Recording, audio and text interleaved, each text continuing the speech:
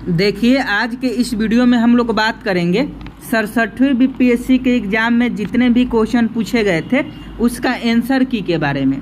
दोस्तों, अगर आपका आज 67वीं बीपीएससी का एग्ज़ाम था तो आप सभी इस वीडियो में शुरू से लेकर अंत तक बने रहिएगा, क्योंकि सारा क्वेश्चन आपको बताने वाले हैं। 100% सही आंसर है। आपको इस वीडियो देखने के बाद किसी दूसरे वीडियो देखने की आवश्यकता नहीं होगी, तो आप सभी इस वीडियो में शुरू से लेकर अंत तक बने रहिएगा। देखिए, पहला क्वेश्चन पूछा गया था। ये सेट हम देख लीजिए कौन सा सेट है। ये आपका सेट अलग है, आपका सेट अलग हो सकता है, तो देख लीजिएगा। ये सेट ए का हम क्वेश्चन आंसर करवा रहे हैं। आपके पास सेट बी हो सकता है, सी हो सकता है, तो आप उस प्रकार से मिला लीजिएगा। देखिए, आज का पहला क्वेश्चन पूछा गया था कि वॉशिंग मशीन का कार्यकारी सिद्धांत क्या है। वॉशिंग मशीन का कार्यकारी सिद्धांत क्या है, तो आप सभी जानते हैं अपकेंद्रीय सिद्धांत पर वॉशिंग मशीन काम करता है, मतलब अपकेंद्रीय बल पर। तो अपकेंद्रण वाले ऑप्शन अगर आप ऑप्शन सी टिक किए हैं तो आपका बिल्कुल सही जवाब है। वॉशिंग मशीन का कार्यकारी सिद्धांत अपकेंद्रण सिद्धांत पर कार्य करता है। दूसरा क्वेश्चन देख लीजिए, प्रकाश की गति निम्न में से किस माध्यम में न्यूनतम होगी, तो यह निर्वात में होती है। इसका सही जवाब निर्वात होगा। प्रकाश की गति निम्न में से किस माध्यम में निर्वात होगी, किस माध्यम में न्यूनतम होगी, तो निर्वात आपका बिल्कुल सही जवाब हो जाएगा। तो 2 का अगर आप ऑप्शन बी टिक किए हैं तो आपका बिल्कुल सही जवाब है। अगला प्रश्न देख लीजिए, 3 नंबर, निम्न में से कौन सी सदिश राशि नहीं है। ये क्वेश्चन आज का 67वीं बीपीएससी के एग्जाम में पूछा गया था। तो देखिए, अगर हम लोग बात करें कि कौन सा सदिश राशि नहीं है, तो आप यहाँ देख पा रहे होंगे वेग सदिश राशि है, बलागुण सदिश राशि है, विस्थापन सदिश राशि है, लेकिन गति जो होता है वह अदिश राशि होता है। गति का नियम का खोज न्यूटन ने किया था, और गति जो होता है वह अदिश राशि होता है, मोशन अदिश राशि होता है। तो 3 का अगर आप ऑप्शन है मोशन टिक करके आए हैं, मोशन यानी गति, तो आपका बिल्कुल सही जवाब है। अगला क्वेश्चन देख लीजिए, यदि धरती की घूमने की गति बढ़ा दी जाए, यदि धरती की घूमने की गति बढ़ा दी जाए तो भूमध्य रेखा पर पिंड का वजन क्या होगा। तो देखिए, इसका सही जवाब घट जाएगा, क्योंकि गुरुत्वाकर्षण का जो मान होता है वह घट जाएगा। जब धरती तेज घूमने लगी तो गुरुत्वाकर्षण का मान घट जाएगा, जिसके कारण से भूमध्य रेखा पर पिंड का मान कितना हो जाएगा, 0 हो जाएगा, यानी घट जाएगा। तो यदि धरती की घूमने की गति बढ़ा दी जाए तो भूमध्य रेखा पर पिंड का वजन जो होता है वह घट जाएगा। नेक्स्ट प्रश्न देख लीजिए। देखिए, वीडियो को लाइक नहीं किए हैं तो वीडियो को लाइक जरूर कर लें, और चैनल को अभी तक आप सब्सक्राइब नहीं किए हैं तो चैनल को भी सब्सक्राइब कर लें।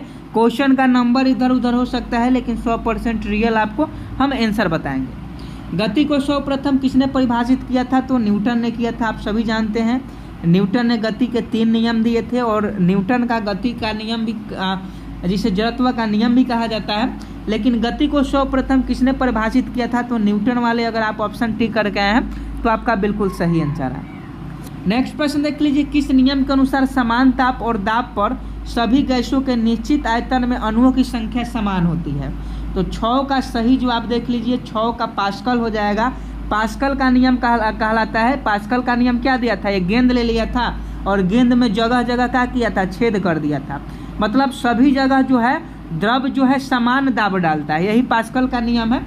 और समान ताप और दाब पर सभी गैसों का निश्चित आयतन में अणुओं की संख्या समान होती है, पास्कल का नियम कहलाता है। तो ऑप्शन सी पास्कल का नियम सही जवाब हो जाता। अपेक्षिकता का सिद्धांत चाहे सापेक्षता का सिद्धांत सभी लोग जानते हैं, किसने दिया था, अल्बर्ट आइंस्टीन ने दिया था। तो अल्बर्ट आइंस्टीन के द्वारा अपेक्षिकता का सिद्धांत दिया गया था, तो इसका सही आंसर ऑप्शन है अल्बर्ट आइंस्टीन हो जाते। नेक्स्ट प्रश्न पूछा गया था, एक संवाहक के तापक्रम परिवर्तन के कारण इसमें विभव परिवर्तन होता है, इस घटना को कहते हैं। तो इस घटना को सीबेक कहा जाता है। एक संवाहक के तापक्रम परिवर्तन के कारण इसमें विभव परिवर्तन होता है, इस घटना को सीबेक प्रभाव कहा जाता है। नेक्स्ट प्रश्न देख लीजिए। देखिए, वीडियो पसंद आ रही हो तो वीडियो को जरूर लाइक करते चलें, क्योंकि आपके लिए इतना मेहनत कर रहे हैं। आवर्धक कांच में किस प्रकार का लेंस प्रयोग किया जाता है। आवर्धक कांच में उत्तल लेंस प्रयोग किया जाता है। आवर्धक कांच में किस प्रकार का लेंस का प्रयोग किया जाता है, उत्तल लेंस का प्रयोग किया जाता है। अगला प्रश्न देख लीजिए, चुंबकत्व का अनुचुंबकीय सिद्धांत निम्न में से किसके द्वारा प्रदर्शित होता है। तो देखिए, चुंबकत्व का जो अनुचुंबकीय सिद्धांत है यानी समचुंबक सिद्धांत है, यह आपका लोहा के द्वारा प्रदर्शित होता है। तो आयरन वाला ऑप्शन सही जवाब हो जाता। परमाणु के नाभिक में कौन से मूल होते हैं? दोस्तों बहुत इजी क्वेश्चन था, आपको पहले ही बताए थे कि परमाणु के नाभिक में P+N रहते हैं और इलेक्ट्रॉन चारों तरफ चक्कर लगाता है। तो प्रोटॉन और न्यूट्रॉन बिल्कुल सही जवाब हो जाता। अगर आप ऑप्शन सी टिक करके आए हैं तो आपका बिल्कुल सही आंसर है। परमाणु के नाभिक में प्रोटॉन और न्यूट्रॉन यानी P+N स्थित रहते हैं। जिस धातु क्रम प्रक्रिया के अंतर्गत धातु मिश्रित अवस्था में पाई जाती है उसे क्या कहा जाता है? तो 12 का देख लीजिए, 12 का सही जवाब इसका ऑप्शन ही हो जाता, उपयुक्त में से कोई नहीं या उपयुक्त में से एक से अधिक। ऑप्शन ही बिल्कुल सही जवाब हो जाता। 12 नंबर क्वेश्चन देख लीजिए, सॉरी 13 नंबर, निम्नलिखित में कौन से पीतल के घटक हैं? मतलब पीतल का मिश्रण आपको बताना है। तो पीतल का मिश्रण जास्ता और तांबा होता है, जास्ता और तांबा के मिश्रण से पीतल का निर्माण किया जाता है। तो 13 का ऑप्शन है सही जवाब हो जाएगा। निम्न में किसे अनबूझा चुना हुआ कहा जाता है? मतलब बूझा हुआ चूना कहा जाता है। अनबूझा चूना, अनबूझा चूना, यहाँ बच्चे बहुत कंफ्यूज थे क्योंकि बहुत बच्चे CaO लगा के आ गए थे और बहुत बच्चे CaOH2 लगा के आ गए थे। तो देखिए यहाँ क्वेश्चन है अनबूझा चूना, मतलब वह बूझा हुआ चूना नहीं था, जबकि बूझा हुआ चूना का सूत्र होता है CaO और अनबूझा चूना का CaOH2 हो जाता। तो अगर आपका ऑप्शन सी था तो ये आपका बिल्कुल सही जवाब हो जाता। सॉरी ऑप्शन सी नहीं होगा, CaH ये गलत है, इसका सही जवाब यही हो जाता। ऑप्शन है CaO कैल्शियम ऑक्साइड बिल्कुल सही जवाब हो जाता। जंग लगे लोहे के वजन में निम्न में से कौन सा परिवर्तन होता है? तो कौन सा परिवर्तन होता है? तो रासायनिक परिवर्तन होता है, लेकिन यहाँ क्वेश्चन अलग पूछा था। तो यह लंबे समय तक बढ़ता है। तो इसका सही जवाब देख लीजिए, इसका सही जवाब ऑप्शन ए हो जाएगा, क्योंकि जंग लगने की प्रक्रिया रासायनिक प्रक्रिया है जो धीरे धीरे बढ़ती जाती है। जितना ही आर्द्रता के टच में वो आएगा उतना ही उसमें जंग लगेगा। निम्न में से किस धातु को श्वेत धातु के नाम से जाना जाता है? तो देखिए अगर सोडियम रहता तो सही जवाब हो जाता, नहीं तो इसका रोडियम सही जवाब हो जाएगा। निम्न में से किसे श्वेत धातु कहा जाता है? रोडियम को। अगला प्रश्न देख लीजिए, 17 नंबर क्वेश्चन की उत्कृष्ट धातुओं के संदर्भ में निम्न वाक्यों पर विचार कीजिए। तो उत्कृष्ट धातुएं प्रकृति में शुद्ध रूप में पाई जाती है। यूरेनियम एवं सीसा उत्कृष्ट धातु के उदाहरण है। तो देखिए इसका 17 का ऑप्शन सी 1 और 2 दोनों सही हो जाएंगे। अगला 18 नंबर देख लीजिए, निम्न कथनों पर विचार करना था। शुद्ध जल में नमक को घोलने से जल का क्वथनांक बढ़ जाता है एवं जल का हिमांक घट जाता है। जल में जब मिथाइल अल्कोहल डालते हैं तो जल का क्वथनांक घट जाता है। तो इसका सही जवाब भी ऑप्शन डी हो जाता है। 1 और 2 दोनों सही है। अगला प्रश्न देख लीजिए, बायोगैस का निम्न में से कौन सा अवयव है? तो सभी जानते हैं कि बायोगैस में मीथेन पाया जाता है, CH4 मीथेन बायोगैस, जिसे जैसे CNG हो गया, PNG हो गया। तो इसका सही जवाब मीथेन हो जाता है। बायोगैस का निम्न में से अवयव प्रमुख है मीथेन है, जिसका सूत्र CH4 होता है। आगे देख लीजिए 20 नंबर क्वेश्चन, निम्न में से किस रसायन के कारण पटाखा फूटने से चमकदार लाल रंग दिखाई देता है? देखिए बहुत सारे लोग कहते हैं कि यहाँ से पढ़ो वहाँ से पढ़ो, लेकिन इसमें जो भी GK GS के ज़्यादातर क्वेश्चन है वह स्पीडी बुक से है। जो लोग रेलवे की तैयारी किए हैं उनके लिए बहुत ईजी क्वेश्चन होगा, जो भी साइंस के थे GK को थे, हाँ, लेकिन करंट अफेयर्स का वेटेज थोड़ा ज़्यादा था। तो देख लीजिए 20 नंबर का सही जवाब क्या हो जाएगा? तो 20 नंबर का सही जवाब स्ट्रासियम हो जाएगा। स्ट्रासियम रसायन के कारण पटाखा फूटने से चमकदार लाल रंग दिखाई देता है। नेक्स्ट प्रश्न देख लीजिए, लवणा युक्त वातावरण प्रेमी पौधे को क्या कहते हैं? तो देखिए लवणा युक्त माने लवण युक्त पौधे। तो लवण युक्त पौधे कहाँ पाए जाते हैं? लवण युक्त पौधे कहाँ पाए जाते हैं? तो यह लवणा मृदोभिद में पाए जाते हैं। लवण मृदोभिद में पाए जाते हैं क्योंकि समुद्र भिद माने समुद्र में पाए जाने वाला पौधा, मरुस्थल में पाए जाने वाला पौधा। तो इसका सही जवाब ऑप्शन डी हो जाएगा। कवक पौधों में नहीं पाया जाता है। तो देखिए कवक पौधों में पर्णहरित नहीं पाया जाता है। आप ये ध्यान दीजिएगा कि कवक पौधे जो होते हैं उसमें पर्णहरित नहीं पाए जाते हैं। तो 22 का ऑप्शन सी सही जवाब हो जाएगा। परागकण की सुपरिभाषा आपको देना है। परागकण किसे कहते हैं? परागकण किसे कहते हैं? तो परागकण का परागेशर से क्लोम छिद्र तक स्थानांतरित होने की क्रिया, परागकण का अंकुरन, पराग नली का बीजाणु तक पहुंचना, कीटों का फूलों तक पहुंचना। तो परागकण की जो परिभाषा होता है ऑप्शन ए होता है, बिल्कुल सही जवाब। गूगल पर आप सर्च करके देख सकते हैं कि परागकण किसे कहते हैं। पौधे अपना पोषक तत्व मुख्यतः किससे प्राप्त करते हैं? तो दोस्तों पौधे अपना पोषक तत्व कहाँ से प्राप्त करेंगे?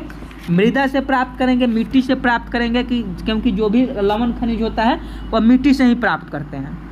अगला प्रश्न देख लीजिए, पाइन, फर, स्प्रूस, सेडार, लार्च एवं साइप्रस आदि मशहूर लकड़ी उत्पादक पौधे में से बहुत से भारत के पहाड़ियों क्षेत्रों में भी पाए जाते हैं।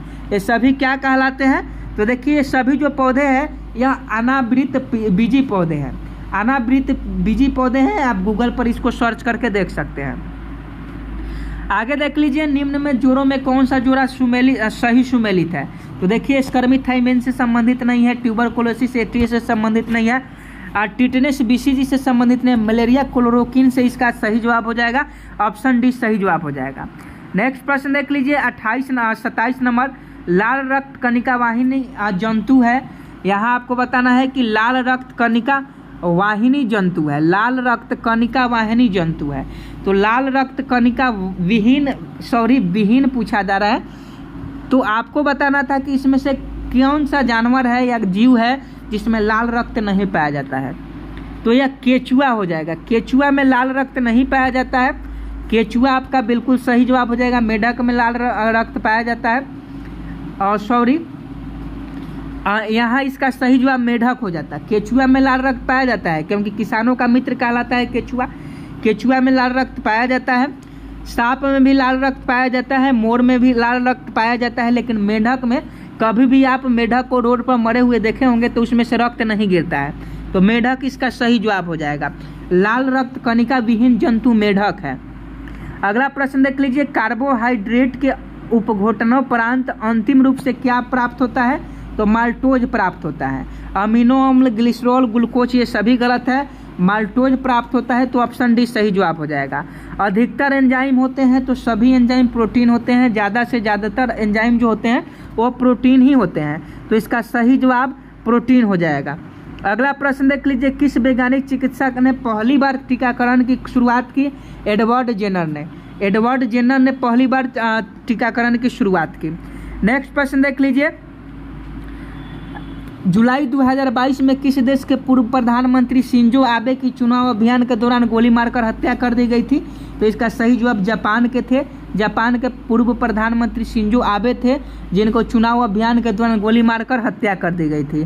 तो ऑप्शन बी ये करंट अफेयर्स का सवाल है, बिल्कुल सही जवाब हो जाएगा। अगला प्रश्न देख लीजिए, अगला प्रश्न पूछा गया था, ये सूची 1 में सूची 2 को मिलान करना था। देखिए क्वेश्चन का नंबर इधर उधर हो सकता है क्योंकि जैसे हमारे पास क्वेश्चन आया है वैसे ही आपको करवा रहे हैं, तो क्वेश्चन का नंबर इधर उधर हो सकता है, मिला लीजिएगा। बिहार के राज्यपाल फागू चौहान है। बिहार के मुख्य न्यायाधीश कौन है? तो श्री HR श्रीनिवास हैं।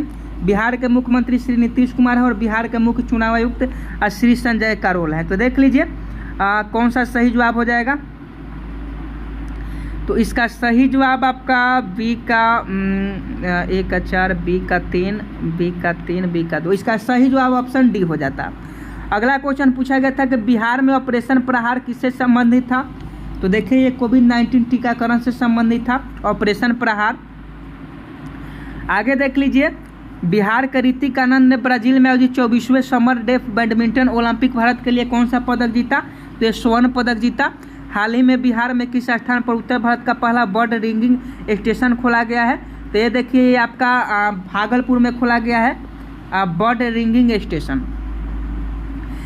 गिद्ध संरक्षण योजना शुरू की कहाँ की गई? बिहार में पूछा जा रहा है कि गिद्ध संरक्षण योजना। तो देखिए ये आपका जो संरक्षण राजगीर वाइल्ड लाइफ सेंचुरी में यह शुरू किया गया।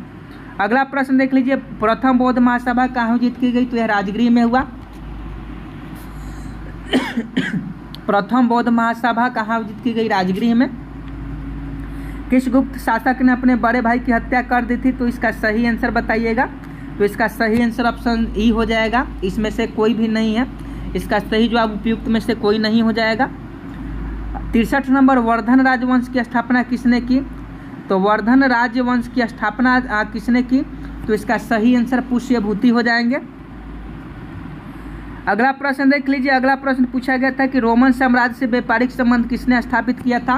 तो कुषाण ने भी किया था और पश्चिमी शक ने भी किया था। तो इसका सही जवाब ऑप्शन ही हो जाएगा।